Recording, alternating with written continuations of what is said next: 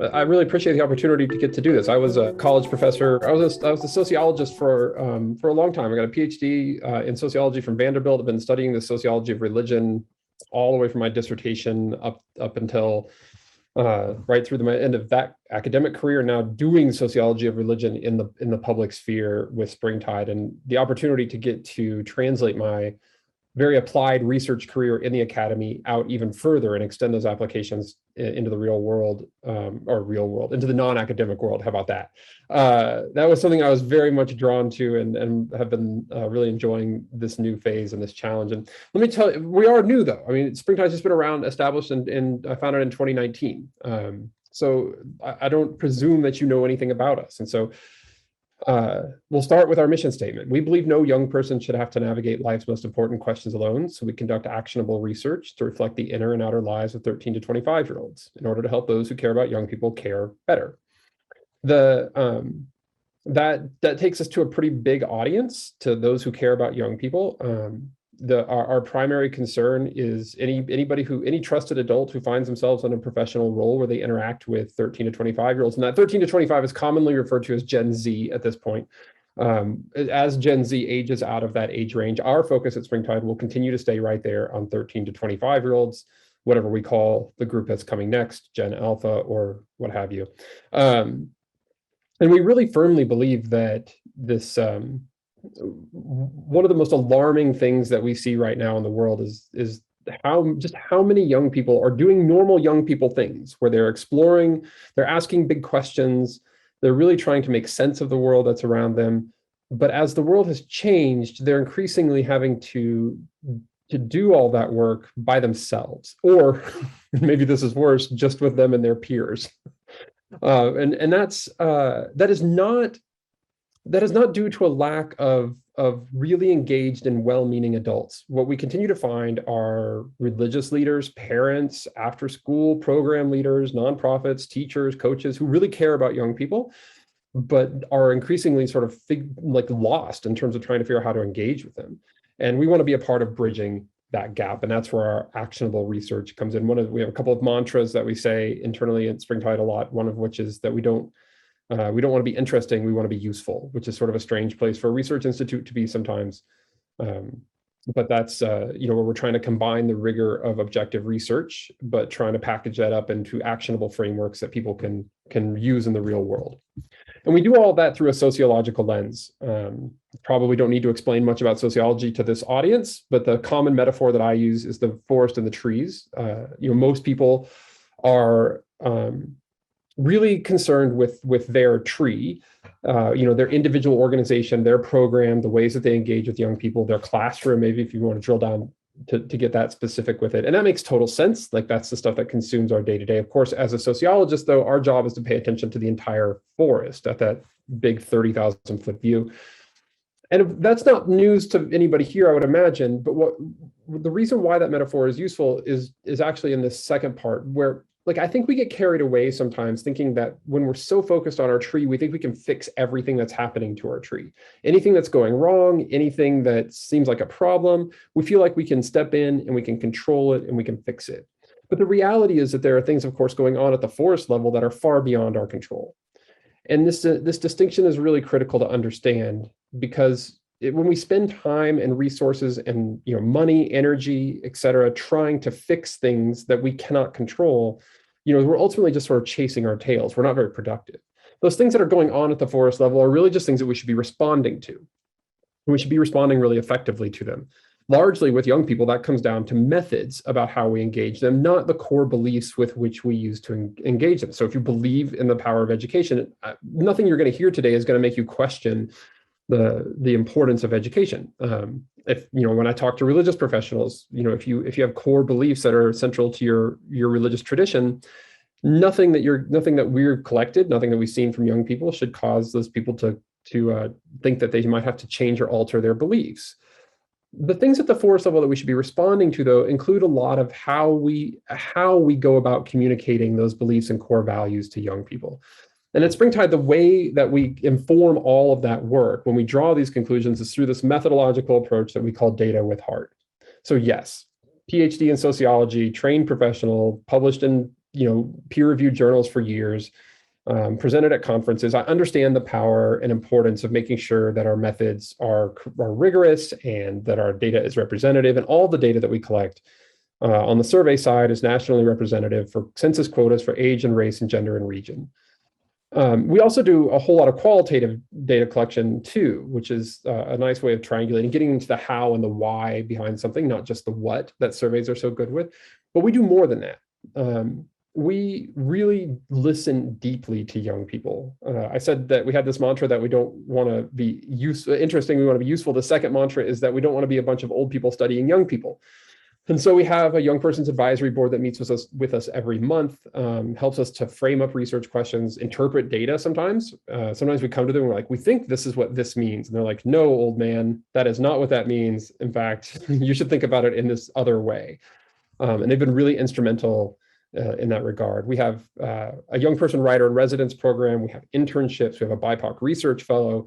A number of ways that we are structurally engaging with young people in the context of doing our research and framing up our questions. So we're really trying to combine that deep listening with really good established research methods. And we've collected a lot of data. So to date, we have what I think is the largest data set about young people's, what we call their inner and outer lives, where their sense of meaning making meets their daily realities. We've done 230 interviews, 22,000 surveys nearly, in 16 focus groups in the last 2 years. The 21,000 survey responses is an impressive number, but if you've ever tried to talk to a young person on the actual telephone, it's the 230 qualitative interviews that are far more impressive than the 22,000 surveys, because that is a real trick, but we really believe in the power of that qualitative. It adds a lot. And we've come up with, I think there are two major forces shaping the forest level realities for young people that often go overlooked, but really are fundamental to understanding the sort of social conditions under which this generation is living, under which they're operating, how they're being raised, how they're trying to make sense of the world, and sort of how they're creating it. Now, it's important whenever we talk about generations, of course, to remember that generations are not distinct containers. I mean, like Gen Z doesn't start at 1 year and end at another year, and then millennials take over and then on to Gen X and to baby boomers. I mean, that's just not, they don't work that distinctly and that neatly. In fact, generations instead are mostly, of course, just continuations of trends that were established in previous generations as well and present there. And that has never been more true than with Gen Z. Gen Z is the most diverse generation that's ever existed in one country in the history of the world. So even the idea of talking about one Gen Z is almost it's almost so erroneous as to be like misleading into a point of being untruthful. So when we think about Gen Z especially, we want to make sure that we're thinking about them in terms of what trends and social conditions are impacting their lives, as opposed to using terms like this is who they are. In language that will not be unfamiliar to any of you who deal with statistics, we're talking a lot about probabilities here, but we want to make sure that we do so without obscuring the actual real diversity that is present in their demographics of Gen Z, but also the fact that Gen Z not only is diverse, but holds diversity as among their top values, generally speaking, when we survey them and ask them in a lot of ways about this. And so those are really important caveats to keep in mind. With that all as background, the first forest level trend that we see that it colors every little thing, every single thing rather, that is present in this generation is that we're in the middle of a trust revolution. That has been going on now for quite some time, but it's really coming home to roost in Gen Z. So here's data from Gallup, going from the 1970s to today about confidence in institutions. If I was in a classroom, I would ask you, this would be the quiz question about what trend do you notice, but I've made you a cheat sheet here, so you don't have to, to worry about not passing. It's declined. It's declined in every sector. And I know what you're thinking. Like, you're looking at this and you're wondering how Congress can still be so high at 11%, right? I don't know. I mean, there's a margin of error in every survey. Perhaps this is one of the places where we're not picking up all the variability there. But maybe really you're looking at public schools as one sort of, as the closest thing related to, higher education. 58% down to 29%. But of course, the real story here is not with any one sector. The story here is that this is happening across all social institutions. If this were just the case that one or even two of these places were experiencing a dramatic loss of in trust across the board, but not the others, then we'd be having a much different conversation. And in fact, I, as a sociologist, probably wouldn't even be the person to have that conversation. You would want specialists in those institutions to tell you exactly what had gone on to cause the breakdown there. But when it's like this, when it's every institution across a long period of time, well, that's a forest level concern. That is a sociological concern. And what that tells us is that there's something going on in the world that cannot be controlled, but absolutely must be responded to. Because if we keep operating as though we're in a high trust environment, we're increasingly going to be less effective when it comes to reaching especially young people, where that lack of trust is even more pronounced than among other generations. So this is Springtide's own data. Again, we go all the way down to 13 instead of 18, and we survey up to 25, and we do interviews up to 25. So we ask them to rank on a scale of 1 to 10, from no trust to complete trust, their level of trust in these social institutions. And nonprofits there you see come out at the top, but even they're only at a 5.4 on a 10-point scale. So it's not like we don't see this trend ending anytime soon. And what's the reason why this becomes so pronounced with this youngest generation is that we've got now, I think maybe for the first time, like an entire generation, when we talked about people who were like digital natives, like the first generation that's really growing up with technology and the internet embedded in their lives from the first moments. Well, I think that's what we've really got going on here too when it comes with trust. Because we've got parents who don't trust institutions now raising young people from the moment that they are born to not trust institutions. And now those kids are coming of age, being teenagers or in their early 20s. This has been going on for quite some time. It's not a world, by the way, that I don't think my grandfather would recognize this world. Grandfather, went to publicly educated, fought in the U.S. military in World War II, worked for a large company, retired, pension, Social Security, Medicare. I mean, all of these big social institutions that governed his life. I think if he looked at this data just a couple of generations removed, would be like dumbfounded. Not that he wouldn't believe it, because he was plenty smart enough to understand how data works, but he wouldn't understand how it happened or how somebody could come to that conclusion. This has been a relatively dramatic change in a short period of time in terms of the way that we organize our lives. And it impacts like core beliefs and identities in the sense of self. Mark told us groups, organizations, and institutions have no effect on me as a person. I am who I am through experiences and those around me. Now, of course, Mark is he objectively right? No, of course he's not. But as W.I. Thomas in my field said once famously, that which people perceive as real is real in its consequences. And that is more important than whether or not Mark is objectively correct about this. Institutions and organizations, of course, still have dramatic influences over who we are, but Mark certainly doesn't feel that they do, and would obviously never claim that they do. And that is a really important shift. I mean, we contrast Mark's comments with, again, my grandfather. If you had asked him, tell me about yourself, he would have responded. And in fact, I've heard him respond by talking about the places that he was affiliated with. So that he was a veteran, that he worked for this, Land O'Lakes as a plant manager in creameries, and that he went to such and such church, and he graduated from such and such high school. Like, these were the core markers of his identity. And I don't think he was alone in that generation. As you can probably imagine with today's young people, with the students that you have, that would be bizarre. They simply do not think of their own identities as being tied up in the identities of organizations that they might have to attend but not affiliate with. And that's had some pretty dramatic consequences. This lack of trust in social institutions means that while, yes, of course, we have to engage with them for a variety of reasons, it doesn't mean that we really feel like we belong in them just because we're showing up there. So there's been a decoupling of attendance and belonging. And we, for so long, conflated those two things. We felt like if a young person is showing up to this church service, or if they're playing on this sports team, or if they've chosen this university, then that must be because, or if they stuck with it, it must be because they found a sense of belonging and community there. Increasingly, though, those two things are just not the same. We can look to the UCLA Loneliness Index, which gives us a standard metric that's been used since the 1970s to give us some indication of what's really going on here and what the effects are. So that index has been used in a number of studies over the last 40 years. And it's always, of course, for reasons you can probably guess, the oldest generation that is the loneliest and the most isolated, as their social networks shrink, as they relocate sometimes later in life, jobs, careers, and sense of identity changes. In 2016, though, Cigna did this big study of US adults, 18 and older, 60,000 people, if I remember correctly.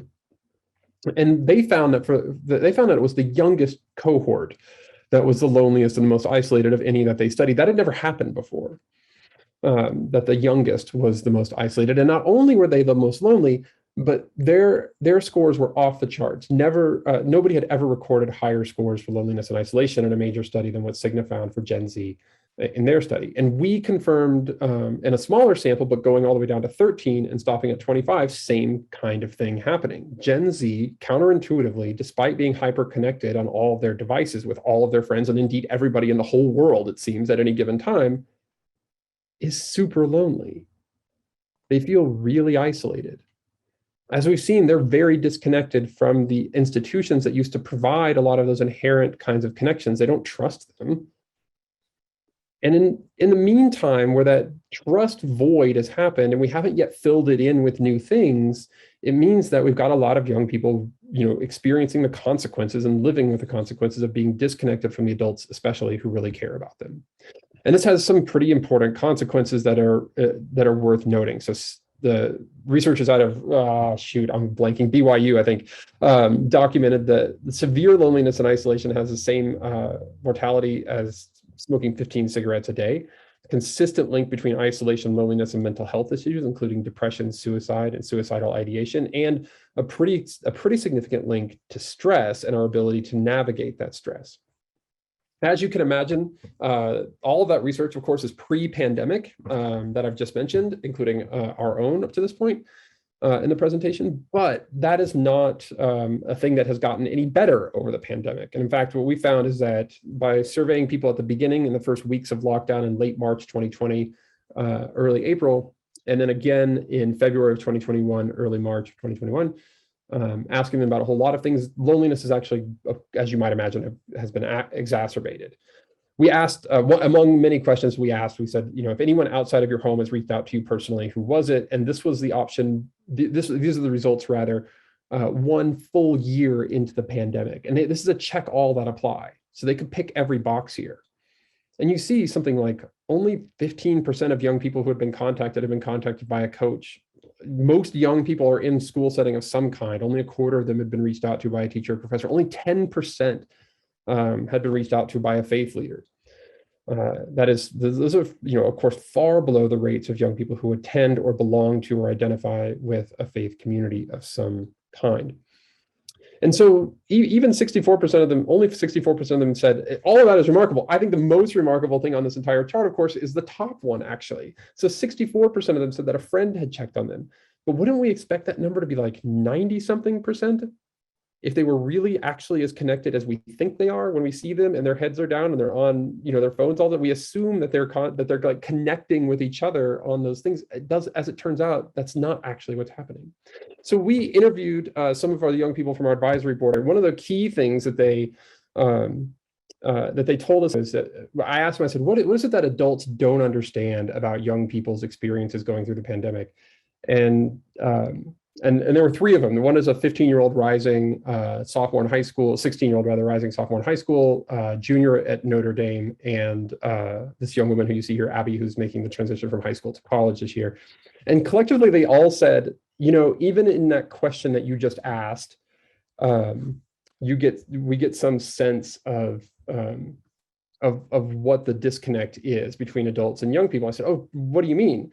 And they said, well, it's you talked about, it was over the summer that we were chatting, and they said, you talked about it as the last year, but it hasn't been the last year. They said it's been like 14 or 15 months, not just a year. And as a 43-year-old, I was like, oh, well, I mean, what's the difference between that? And they're like, well, it's been like 3 semesters. I mean, they're like a month for us is so much of a bigger deal than a month is for you. You know, 3 months, 6 months is, you know, you can't just round up to a year or year and, you know, a couple of, this is like the time gets measured differently. This has been like a significant portion of our sort of conscious formation years. Our entire lives have been already defined by what this pandemic is, and how it's impacted us both socially as well as academically. And the biggest thing they said was, you know, it's change and uncertainty are like hallmarks of growing up. But now what we've lost in this pandemic is the ability to understand how much of that uncertainty is due to just being young and not knowing who you are, and how much of that is due to the fact that we're living through unprecedented times. And we don't have any way of being able to figure that out. And that's what adults often don't understand and aren't helping us to try and navigate very well. It was such a central insight for me. I was like, that's to me, as soon as I said it, I was like, that's exactly right. Like, you know, if you remember back to what it's like to be a teenager, of course, so much of it is like, what the hell is going on? I mean, that's the question I felt like I asked myself in so many different ways over the course of, you know, 5, 7, 8 years, like whether it was academics or my own life or, you know, what my parents were doing or whatever. It was like, what is going on? And so it's like, that is the core thing. But now it's like, they don't even know if they should be asking the question of what the hell is going on or when or to what extent, because now it feels like everything and so much and all the time.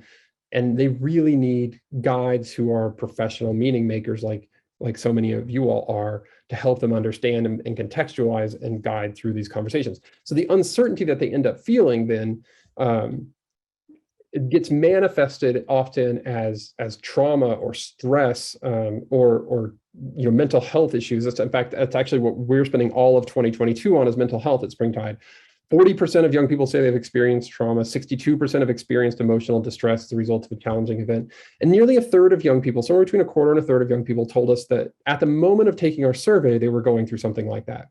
So, you know, what that means, of course, we administer the survey several times throughout the course of the year.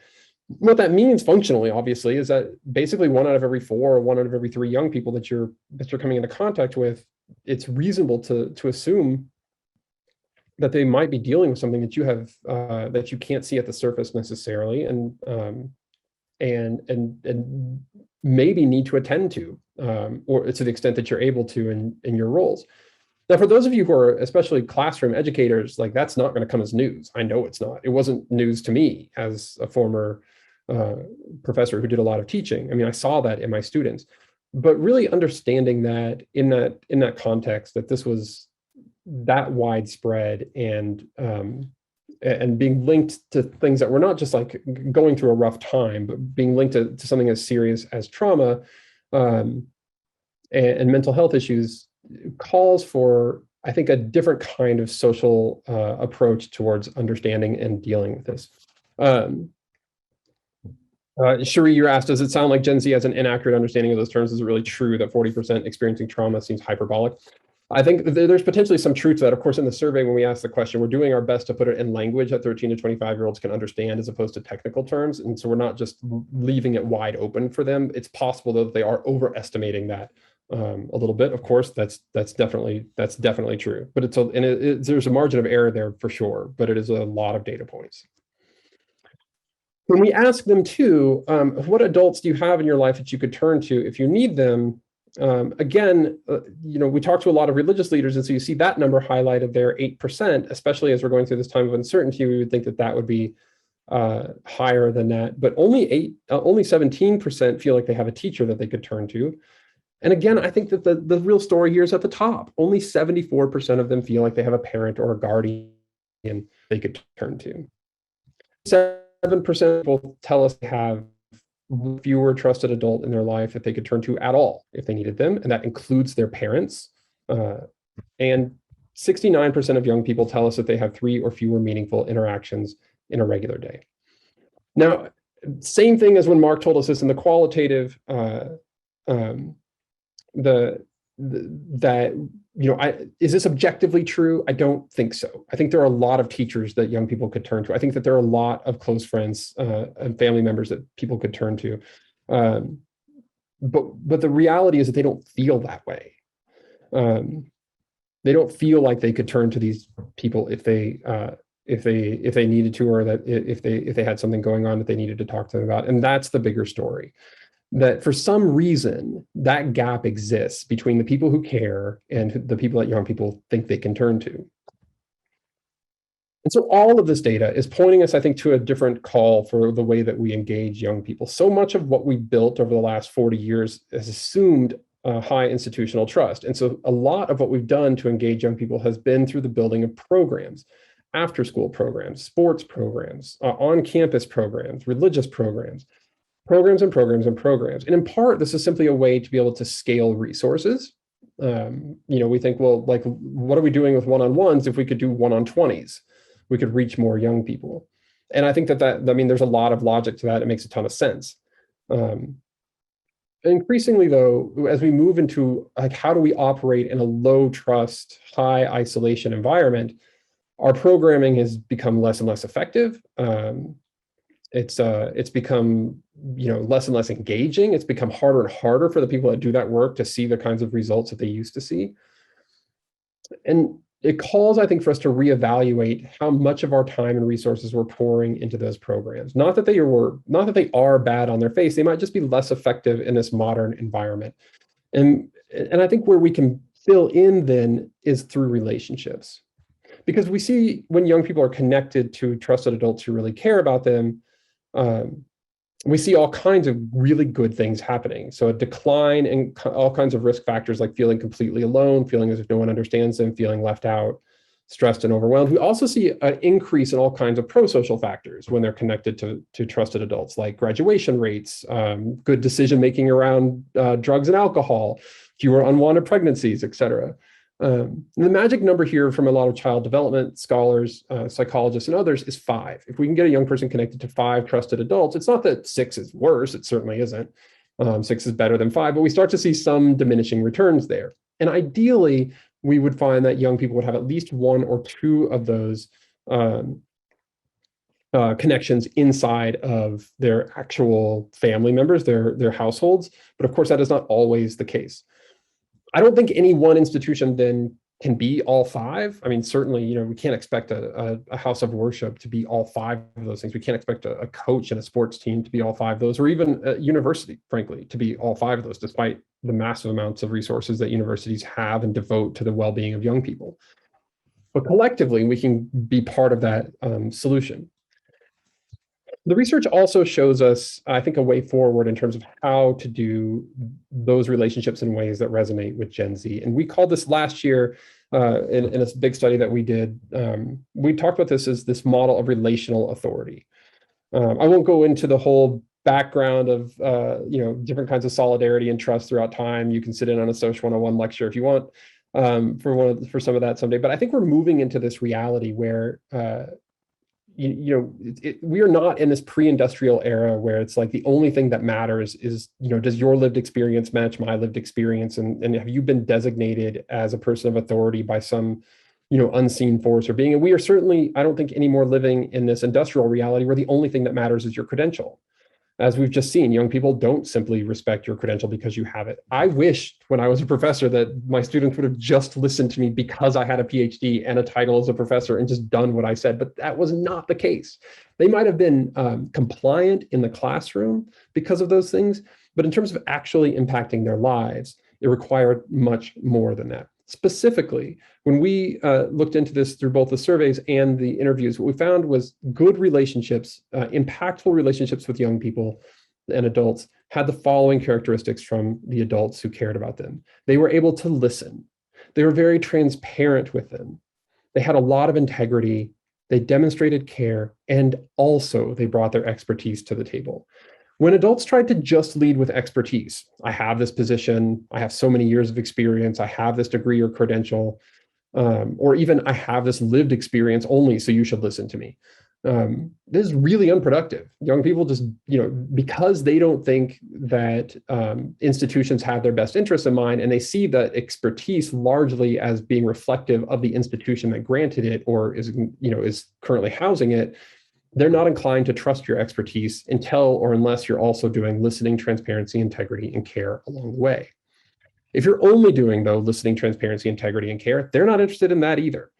When we asked young people to describe the adults that they really admired most in their lives, or the ones that they wanted most in their lives, they used words like coach and mentor and guide. They were very clear and told us in direct terms that they do not want adults to be their friends, that they have friends and their friends cause as much drama as anything else, which as they said that, I remembered like, yeah, I probably caused a lot of drama for my friends and stress through some of the things I did when I was their age, and hopefully not anymore as we get older and a little bit more mature and wiser, hopefully in our older age. They really wanted adults to not just be that fun uncle, not just be the person who listens and takes them out for coffee, but they do want you to provide guidance. And now where we see trust levels for institutions as really low, it's trust levels for relationships then that run into the 90th percentile, both on individual dimensions and, as you see there at the bottom, for the collective measure. This is true for both 13 to 17-year-olds and 18 to 25-year-olds. Almost all of these within the margin of error of each other, but I still think it's sometimes useful to see the breakdown of them. And so it's really, I think this is where we stand to make the most headway with young people. And I'll leave you with this then. Part of the reason why this matters so much is I was talking with a young person. We have this Voices of Young People podcast that we put out every time we do a study at Springtide. And it's not data, but it helps bring the data to life. It's one of those things that I say that we do data with heart is our podcast, because we're talking about the data, but it's them reflecting on it. And a young person told me in one of our earliest seasons, they said, my dominant experience of interacting with adults is of being dismissed. My dominant experience of interacting with adults is of being dismissed. And at the time, I was still very much embedded in university life. And I thought, how could that possibly, do you have any idea what is going on behind the scenes?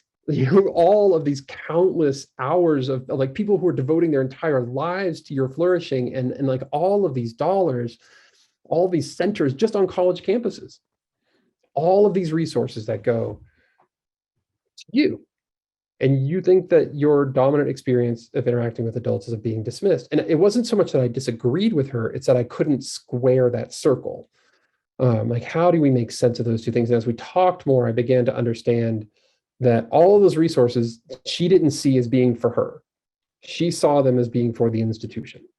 There was not a way that she was connecting those dots, or even could connect those dots, until she came to believe that there was somebody in those particular roles that actually cared about her. That was the activating force that allowed those two things to become true at the same time. But before that, she thought, this is maybe they're for me in some immediate surface way, but deeper down, this is really just about the institution wanting to look good.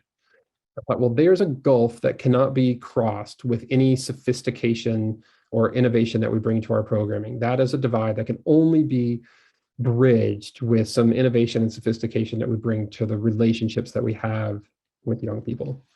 So let me stop there, and I'll take whatever questions you have. Thank you all so much for listening, for letting me have the opportunity to come and give the presentation. I really appreciate it.